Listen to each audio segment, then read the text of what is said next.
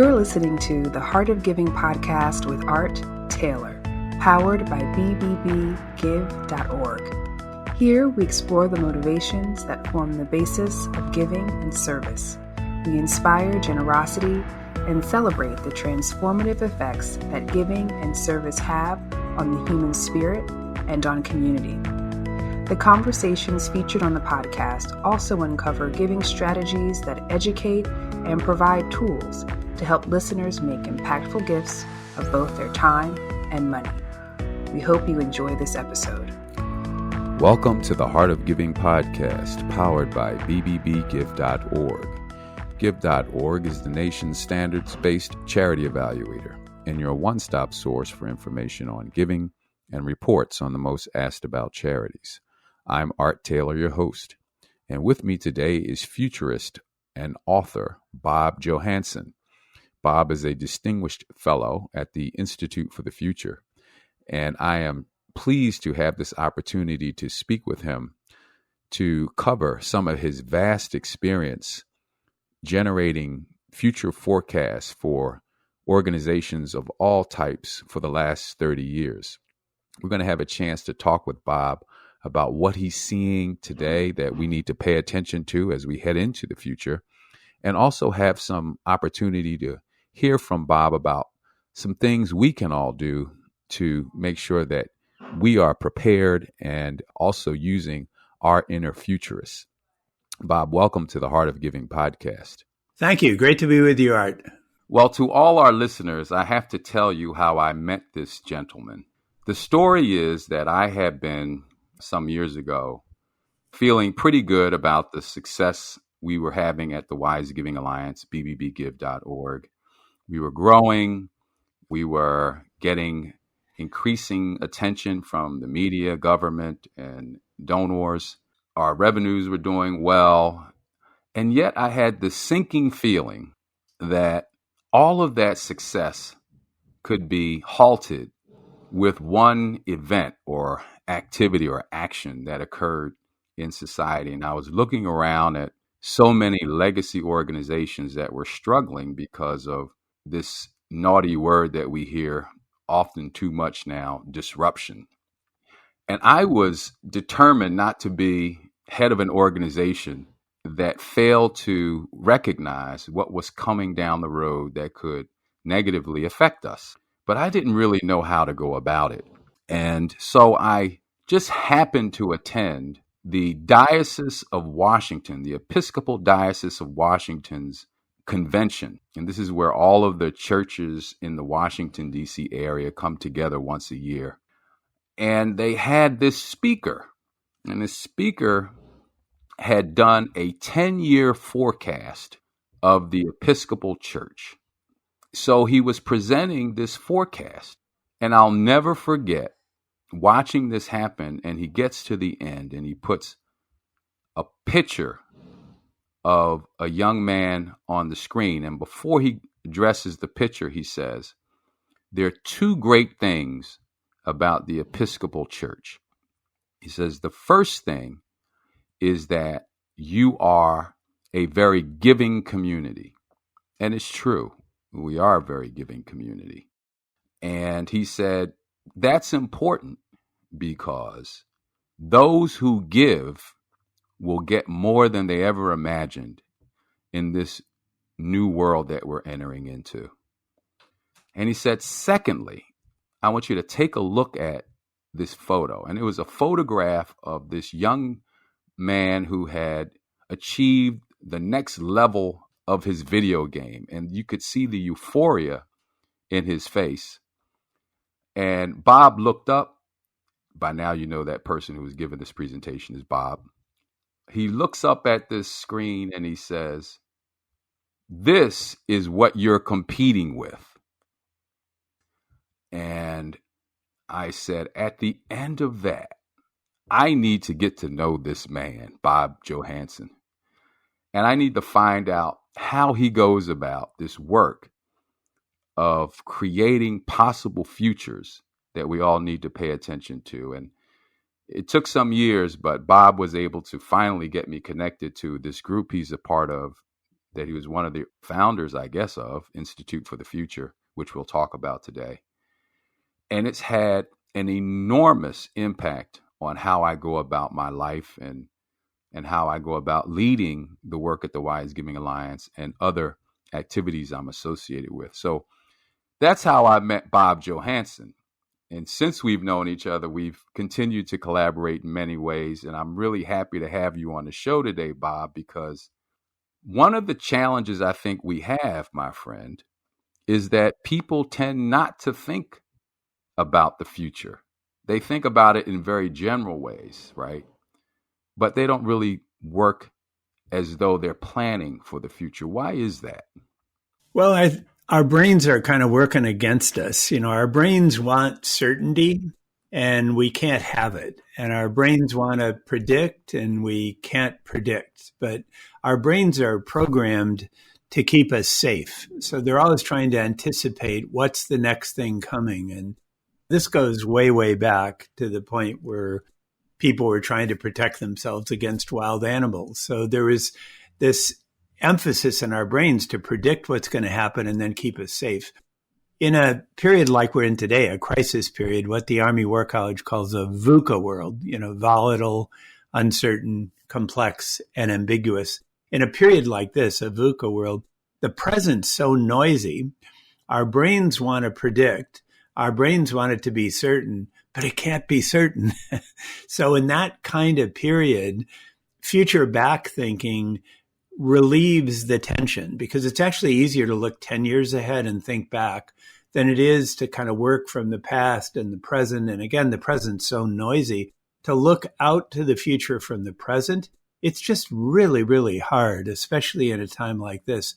But if we can discipline ourselves, if we can teach our brains new tricks to think future back, it's just this great relief to have more clarity about direction, even though we can't have certainty. So how do we condition ourselves to begin thinking future back? Well, we need to practice, and that's where gaming comes in. And the kids got this great advantage. They're growing up with gaming. Now, we've always had games, but we've never had the kind of digital interfaces that we have now, where the interfaces on the best of today's video games, they're roughly 10 times better than anything we have in offices. And the kids are growing up with that. They're expecting that. So we need to practice. We need to game and engage ourselves in a low risk way to practice future back thinking. And it's not so hard to do. It's more of a mindset. It involves skills and discipline and all, but it really has to begin with a mindset to think future back and to kind of imagine the world 10 years from now and work backwards. And again, our brains aren't good at this. And for each of us as individuals, our future self is a stranger. And we got to get to know the stranger. So in our brains, that future self is just somebody out there. It's somebody different. It's somebody we can't empathize with. But we need that empathy, thinking future back. We need to imagine the future back. And then we need to put ourselves in that future and think future back. So when I left my training that I took at the Institute for the Future, I said to myself, I would spend probably 75% of my time thinking about what's currently happening because I can't leave the present, but I'm going to invest 25% of my time thinking about the future. Do I have it right? It's great if you can do 25. What we say for most senior executives, we have trouble convincing them to do 5. So 5%, and maybe kind of inch it up to 10. If they can do 25, that's terrific. But the way we think about this is foresight, insight, action. It's a continuous cycle. So you don't have to spend the time thinking about the future kind of locked up in a room or isolated.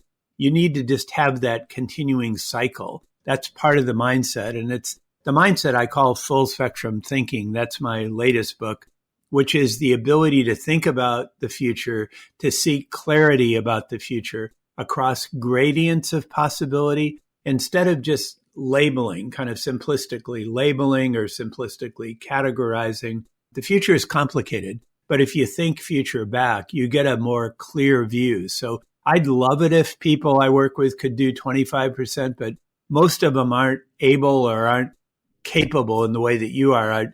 I mean, most executives, I'm lucky if I get 5%.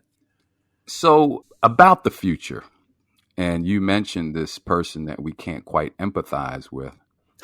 So I think about where I'm going to be if I'm still around, and I hope I will be 10 years from now. And to some extent, that's not something that's fun to think about. Thinking about myself older and maybe a bit infirm, maybe not as able to do things quite the same way that I can do now. It's not fun to think about that, but I have to, right? I have to begin seeing myself in this future point, or I guess I have to begin seeing the world nonetheless at that future point, even if I'm not around, so that my legacy can live on and those who I care about can be safe and prepared as well. Yeah, exactly. And, the future is not predictable, but we can identify elements of the future that are going to be obvious if we think future back. So, for example, I'm based in Silicon Valley. That's where the Institute for the Future is. The basic truth coming out of Silicon Valley is 10 years from now, we're going to have sensors everywhere. They're going to be very cheap. Many of them will be interconnected, and some of them will be in our bodies.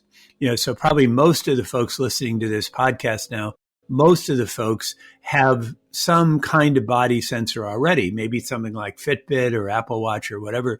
10 years from now, in a podcast like this, pretty much everybody who wants a body sensor will have one. And half of us will have embedded body sensors. So that's what I mean by thinking future back.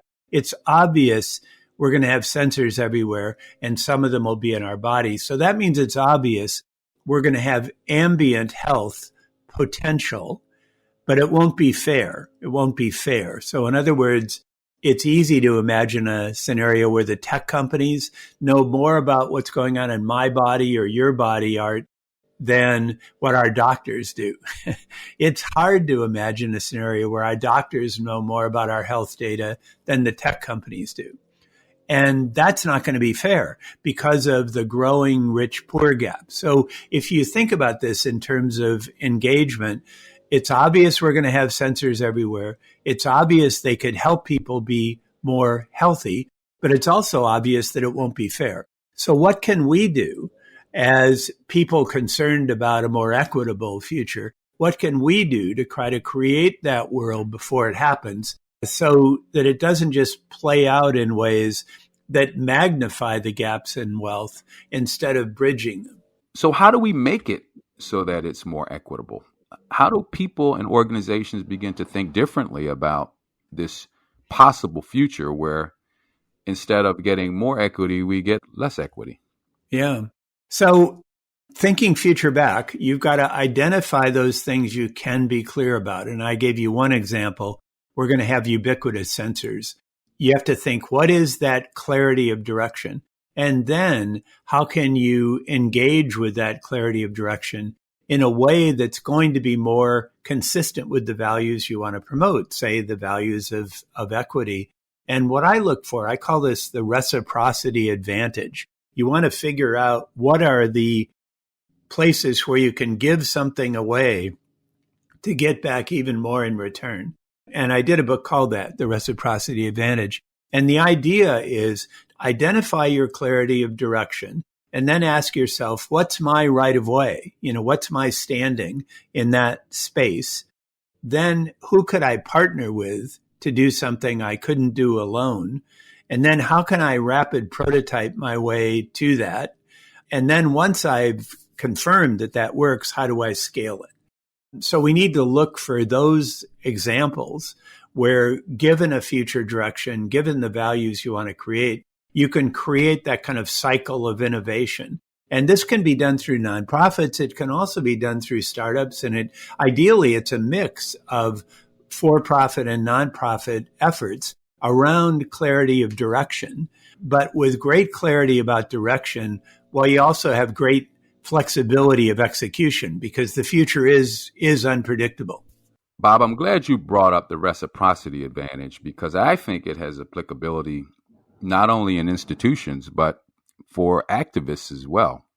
And institutions, of course, need to always think about what their assets are and how they can share those assets with others in ways that might, I'll say might, produce value for them and be scalable.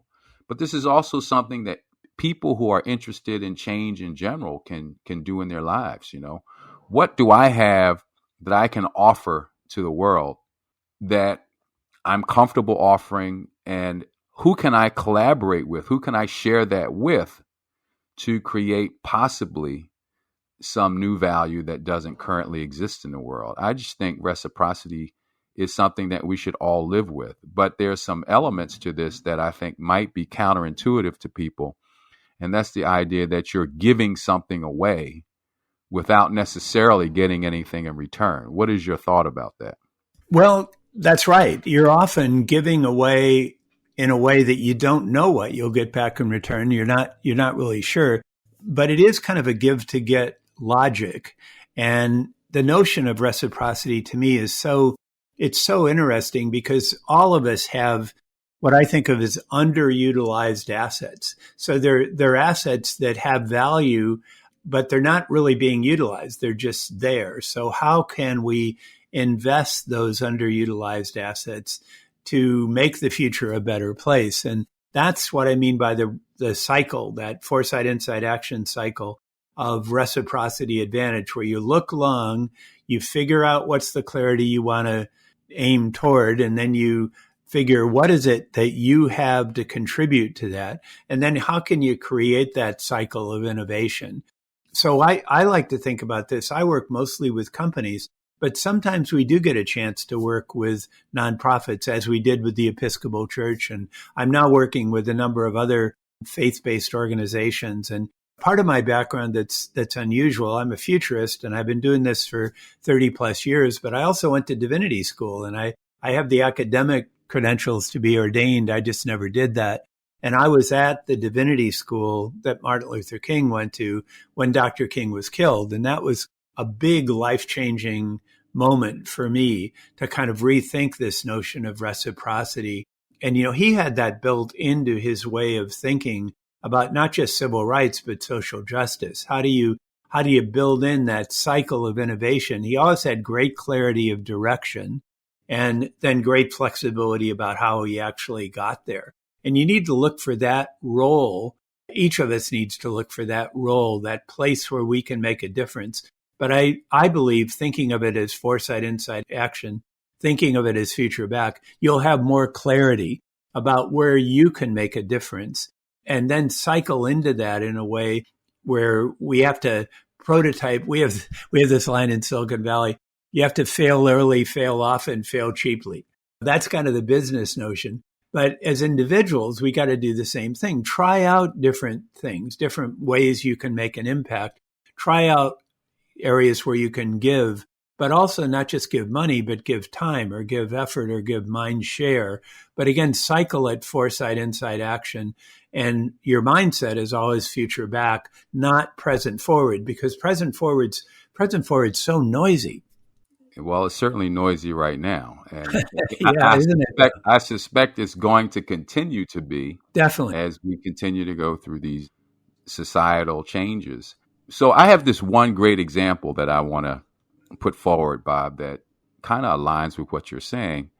I know this young man who is entirely focused on building his career, making money. And he's a computer scientist with a pretty great company right now. And so he does these projects. He has videos on YouTube where he's explaining to people how to code and so forth. And he wanted to monetize his YouTube pages. And he was growing some. But it wasn't until he decided to put out a tweet that he was willing to mentor a couple of people who wanted to learn how to code. He's just two people that his business took off. Hmm. He offered to mentor two people, and it got something like over 2,000 responses on Twitter, which Wow. is a lot, right? And suddenly his YouTube video viewership shot through the roof and he got monetized on YouTube.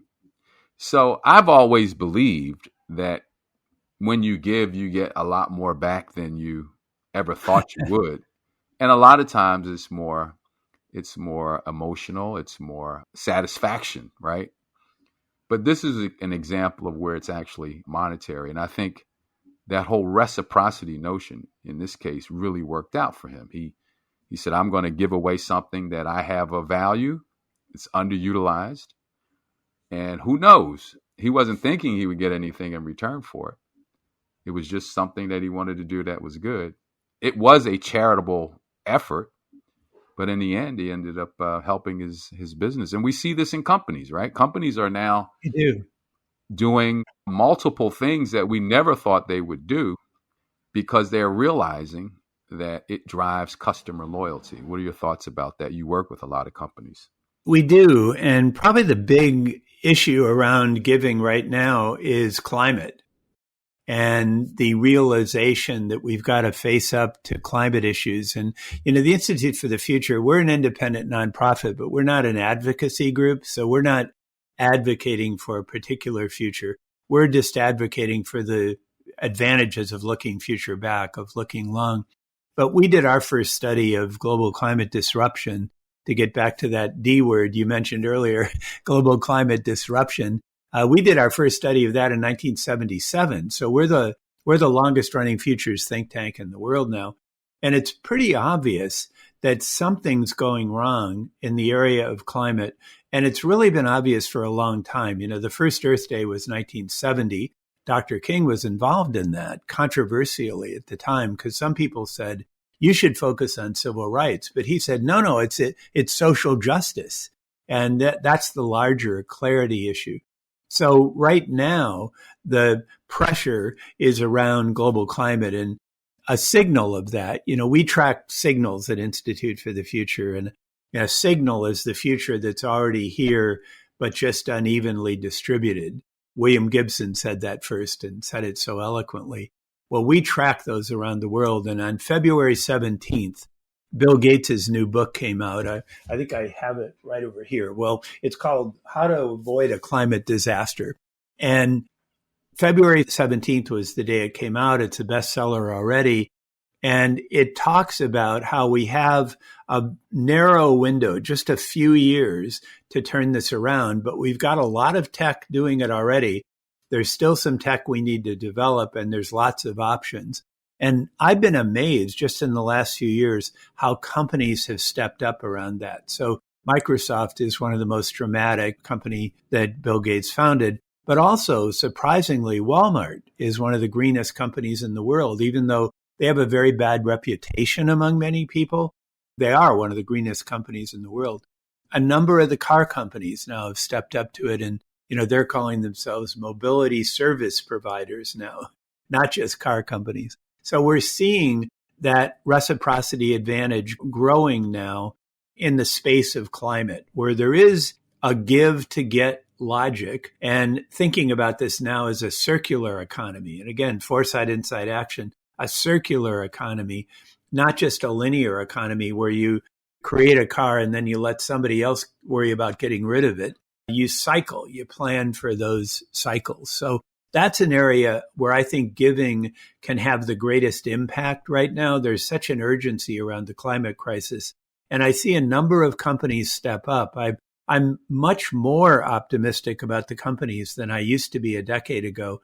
Unfortunately, I'm much less optimistic about the governments. Our governments have just not done a good job of this.